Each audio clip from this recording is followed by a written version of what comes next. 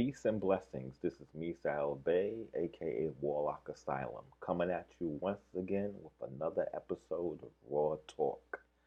Today we'll be discussing the long-standing friendship between Moorish Americans and the Japanese. This is an exciting episode, and I thought it would be good, to change it up a little bit, to talk a little bit about history that a lot of our youth and a lot of people are not aware of, even a lot of Japanese people are not aware of, because there was definitely efforts by the U.S. government to separate.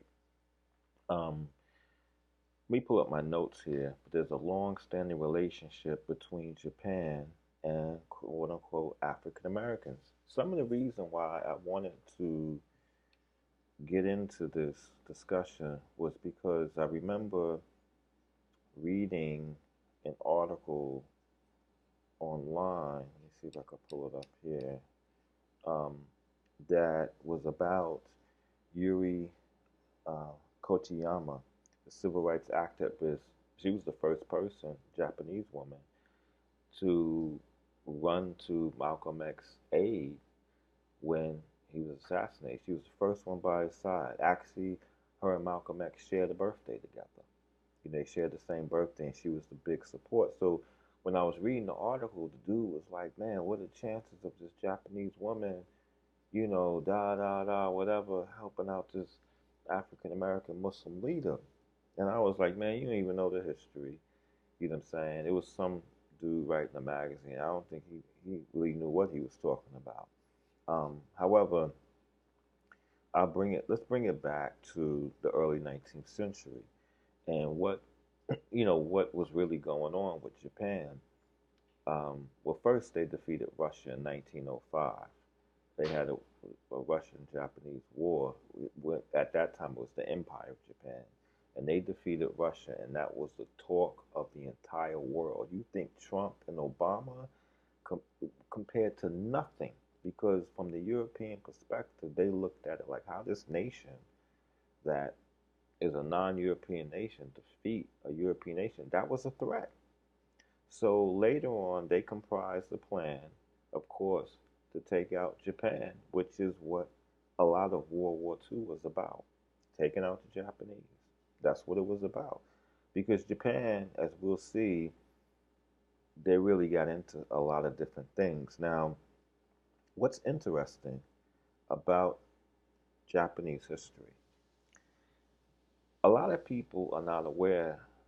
Well, before I even get into that, do you even realize, because there's a lot of Moorish Americans watching this, that in the same way Moorish Americans hyphenate their name Bey, the samurai did the same thing?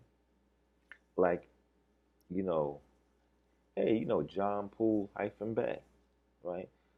All samurai have Bey in their name. It was spelled Bei. And this is covered in a book called Japanese Loyalism Reconstructed of 1759 by Bob Tadashi Wakabayashi. Explains on page 71 of the book. In olden days, townsmen and peasants did not have suffix names with Iman or Bey. He's referring to like how the samurai do. But ever since the era of upheaval and civil war, many samurai who fell on hard times concealed their lineages and lived amongst non-aristocrats.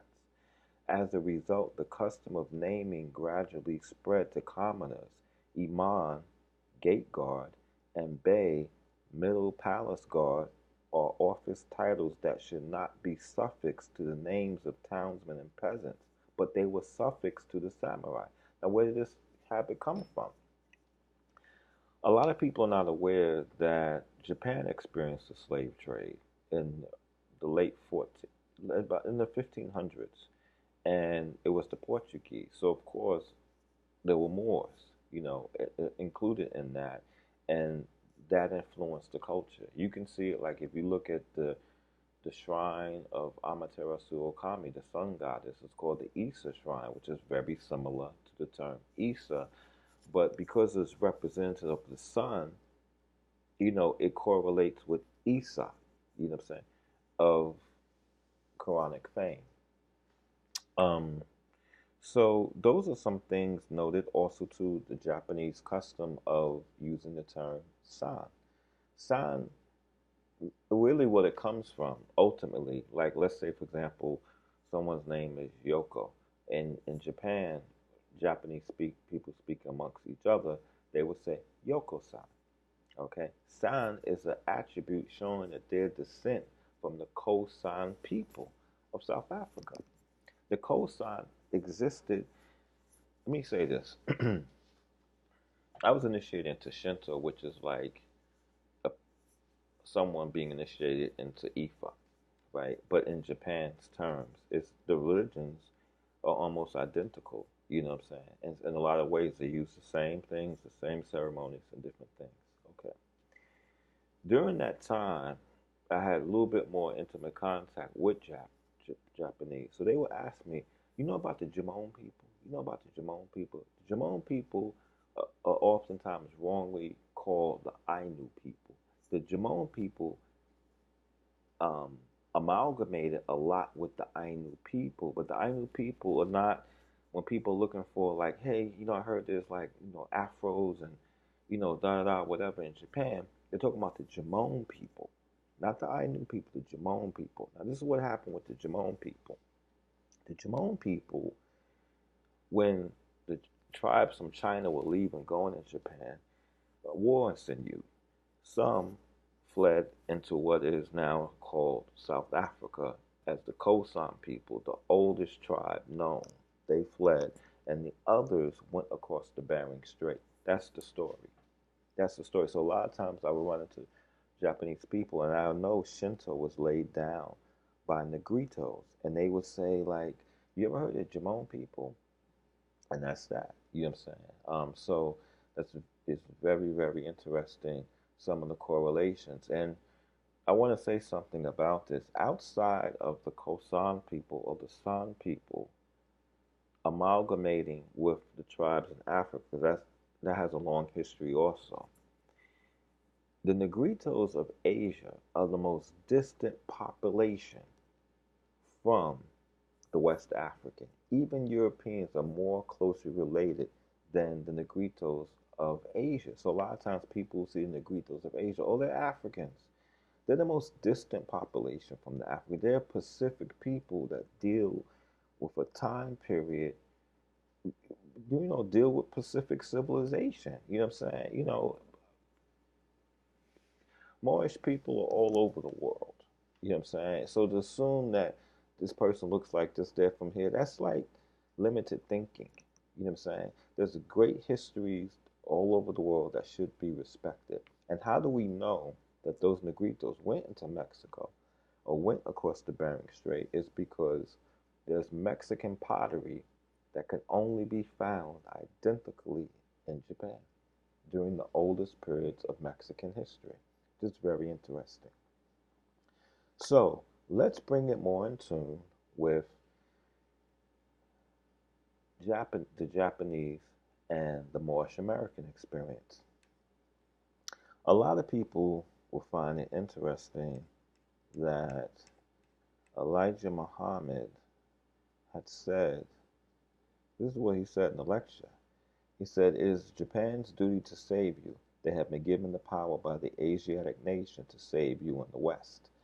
And where did this talk come from? Well, let's discuss it. Do you realize that Japan, let me just say this, does anyone know the only country to present legislature to give equality to melanated people, quote unquote African Americans, Moorish people? What is the only government outside the United States to ever do so? The Empire of Japan. There have been individuals, I'm gonna say this, there have been individuals to say like, hey, how those people getting treated over there ain't right. How about I'm talking about government legislation has only been exercised by the Empire of Japan, and this was before World War II. A lot of people are not aware of this, and we're going to get into this right now. Yes, it was a proposal. You can look this up online called the Racial Equality Proposal. It was proposed by Japan. In my notes, I have Relations between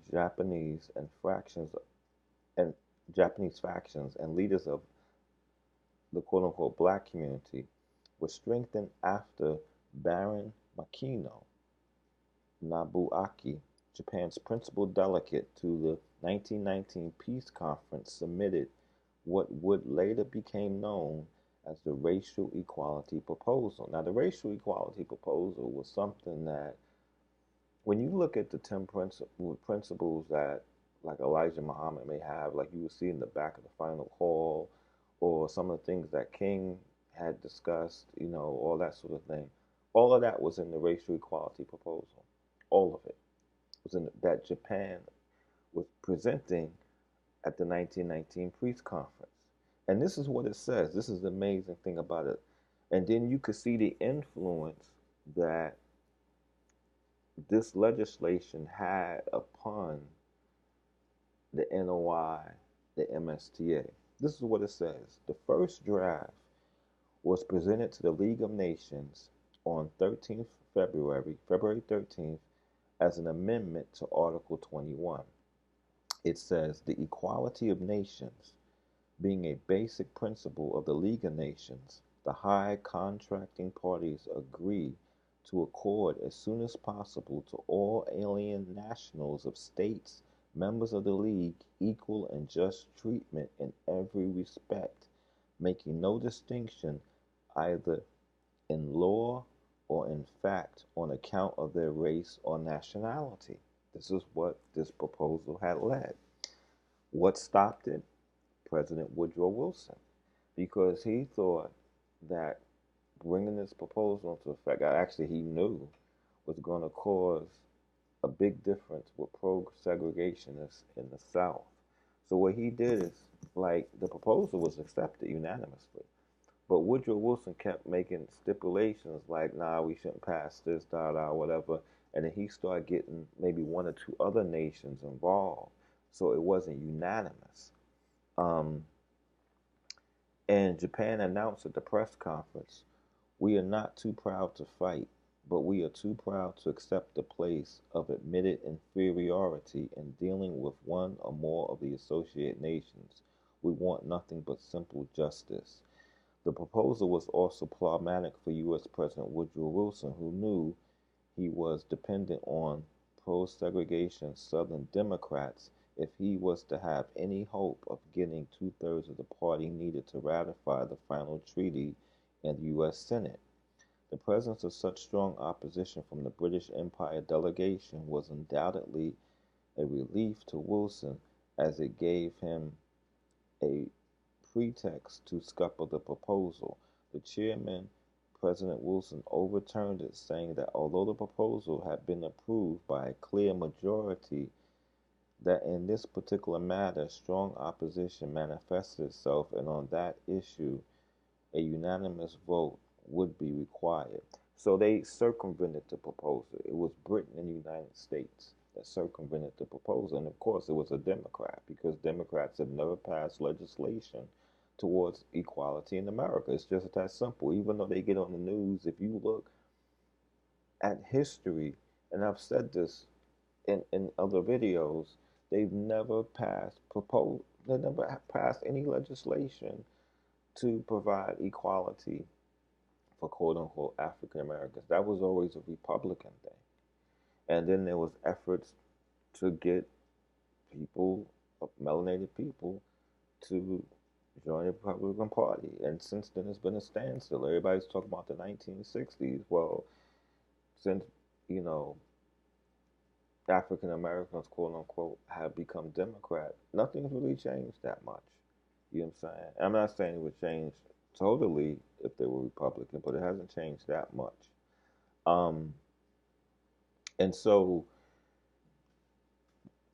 that set the United States and Japan apart before going into World War II. And it was a setup to get Japan, you know, to take Japan out of here. You know what I'm saying? A lot of people don't know this, but when they dropped the atomic bombs, it only exploded to 10% of its expected potential. They was going to literally wipe the nation out. So they dropped another bomb. They was like, man, that bomb, the first bomb only went off 10% because the idea was like in splitting atoms, it would continue. It would just continue, multiply and continue. So they were just like, man, why the first bomb only dropped to 10% of its potential? Okay, let's drop another bomb. They were going to completely wipe the nation out because these people decided, hey, we got a little power, let's help other Asiatic people.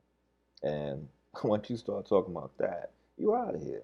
You know what I'm saying? They don't want to see that. You know what I'm saying? There's other online article by Mohammed um, Sabe Hideen. It talks about the Black Dragon Society, which was really instrumental in working with um, Marcus Garvey, Noble Drew Ali, and even funding them. Drew Ali, he was making a lot of money, but he was also getting funded by the Japanese. And so later, the M.S.T.A. will come underneath federal investigation, and they couldn't find any evidence. So that was good because that would have been a mess. But in his text, Muhammad, Chinese Tribes, Japanese Black Dragons, and Hidden Paths to Power, he says, through this guy was Satohata Takahashi. He was an agent from the Black Dragon Society who communicated with Elijah Muhammad, Marcus Garvey, and other members of the M.S.T.A. And it says, through Takahashi, the Black Dragon Society channeled financial aid to black Muslim groups in the U.S. The Moorish Science Temple, founded by Noble Drew Ali in 1913. And you can see they're talking about the influence. But basically, it was pretty strong.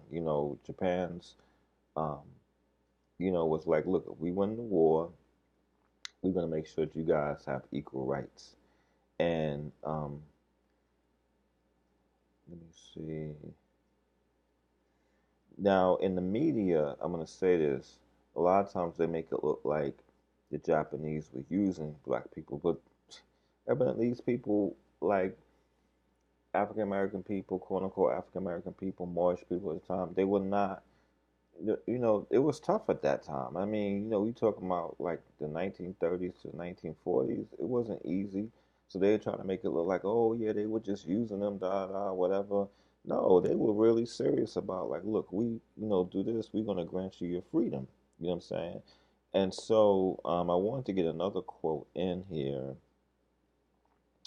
Um, yes, it was a quote at a meeting in December 1918 for the purpose of electing delegates to the Peace Convention at Versailles. Marcus Garvey warned, the next war will be between the Negroes and the whites unless our demands for justice are recognized. With Japan to fight with us, we can win such a war. So a lot of people look at like, man, Marcus Garvey, he was, investigated, and I think the department that they used to investigate Marcus Garvey, like they just created a department to investigate Marcus Garvey. And later on, that department became known as the FBI. So if you want to know how the FBI got started, it started as a department that was exclusively used to investigate Marcus Garvey. That's how the FBI started. Okay. Elijah Muhammad and the M.S.T.A. Now the thing is, a lot of people say like, "Hey man, these dudes they were talking real powerful, so the government." No, I mean that's part of it.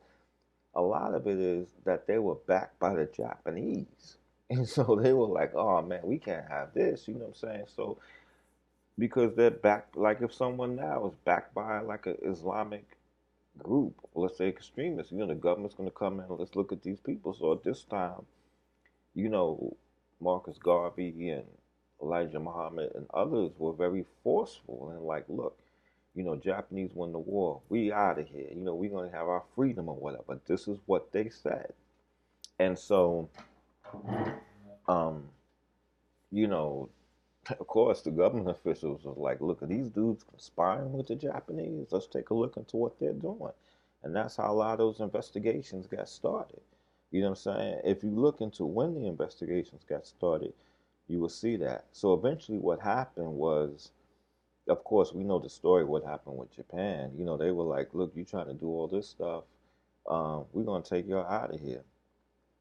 Um, and you know, the sad thing about it was there was also um,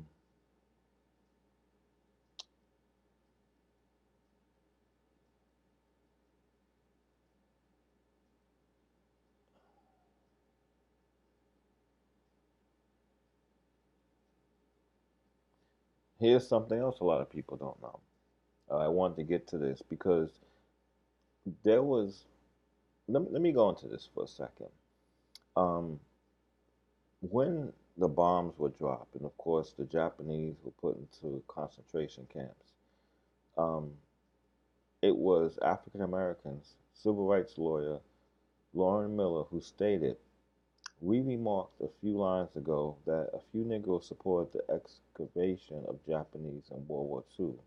Most did not. They protested and they said that race and race alone was the root of the policy. Negroes urged Congress to end laws barring Japanese from citizenship."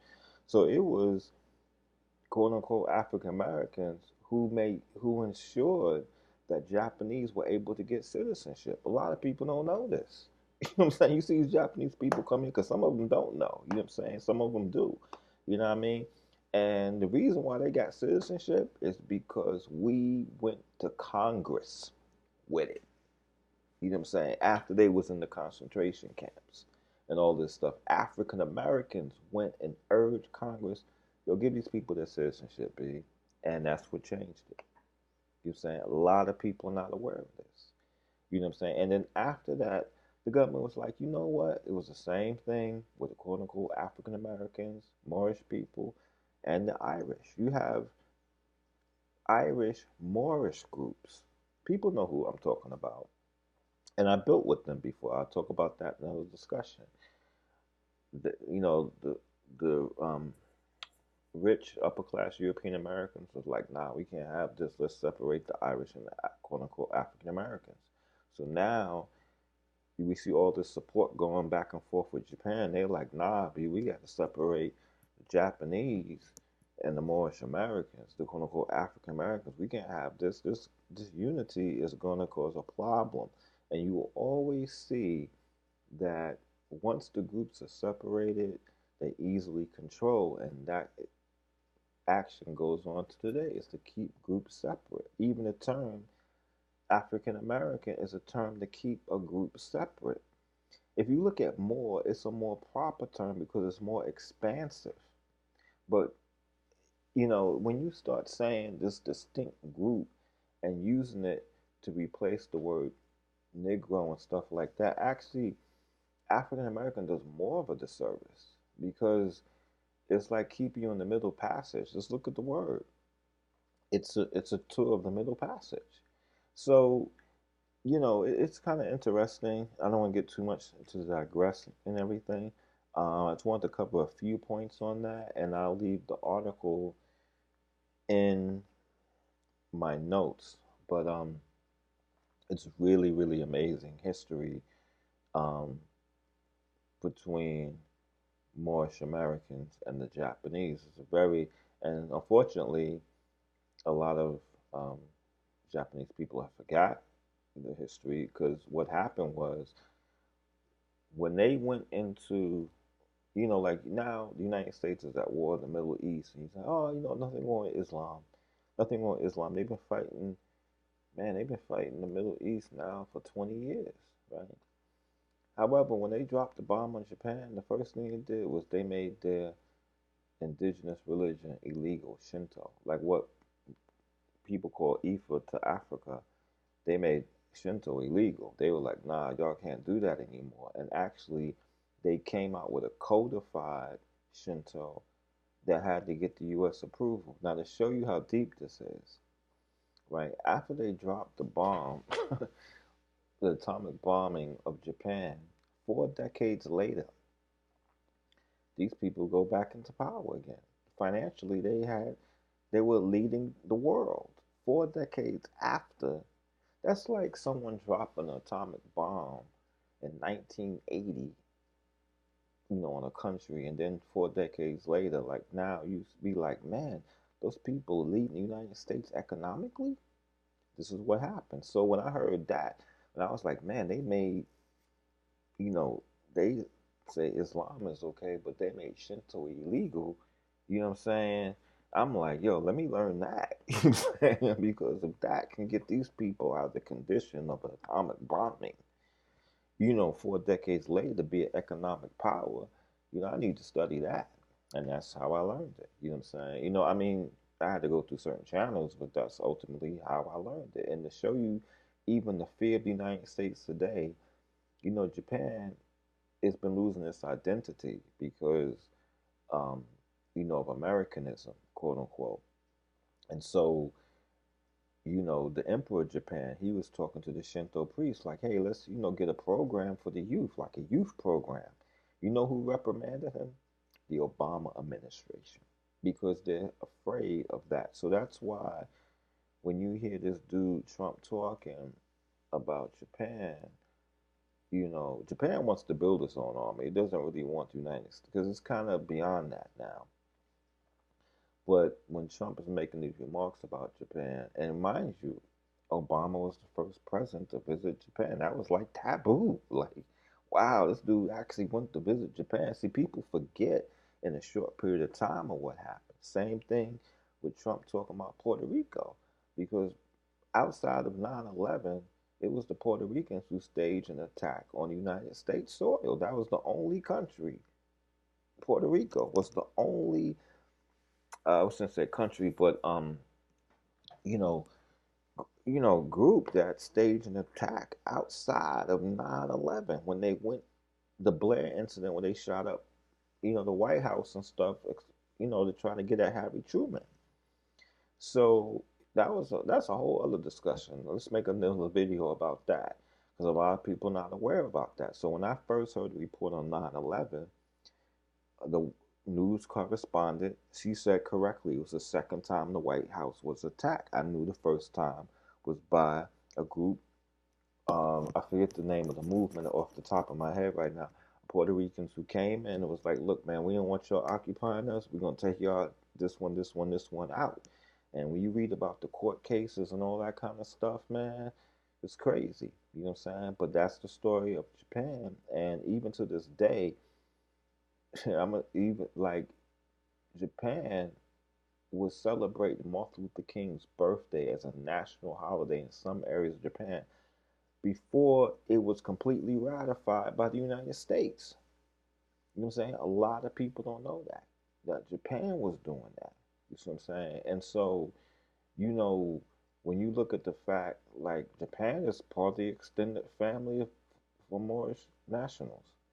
You got to be crazy. You know what I'm saying? And but I'm gonna say something, because a lot of times there's talks going on because the Asian population is growing, and a lot of people don't like anything different, whether they're black. I'm gonna say what is black or white, because that's who they are. You know what I'm saying?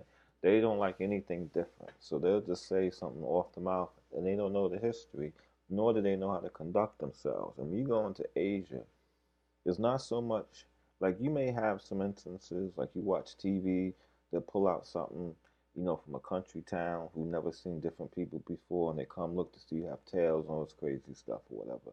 I heard it all. However, I'm gonna say like a lot of times when dealing with the Asian community, it's more of an energy thing.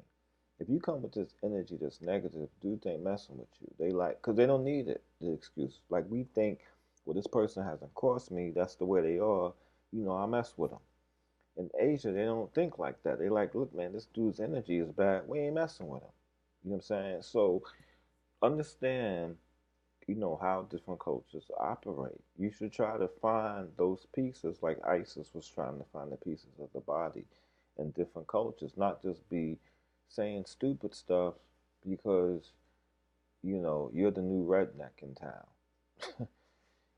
So, but there's a, strong history um, between Japanese and Moorish Americans that should not be forgotten. This is me, Sal Bay, aka Warlock Asylum, saying peace and blessings. And have a good night.